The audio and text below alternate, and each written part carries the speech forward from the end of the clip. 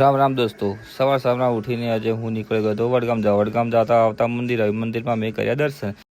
શાબાશ બેટા, બહુત બઢિયા. આ ભાઈ તો જાણે જિંદગીથી જ કંટાળી ગયા હોય.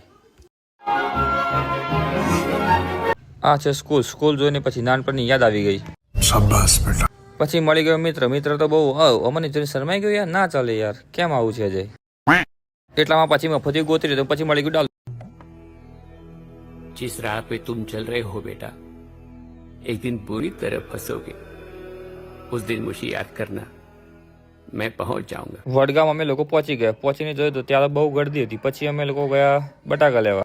કૈલાસ બટાકા હોલસેલ ભંડાર. તમે પણ અહીંયા આવી શકો છો અને સસ્તા ભાવે લઈ શકો છો. मेरे को जाना पड़ेगा. લાગી ગઈ ભૂખ અને પેટનો ખાડો પૂરા બેસી ગયા. તો તમે જોઈ શકો કે ઝાપડી ખાઈએ છીએ અમે લોકો.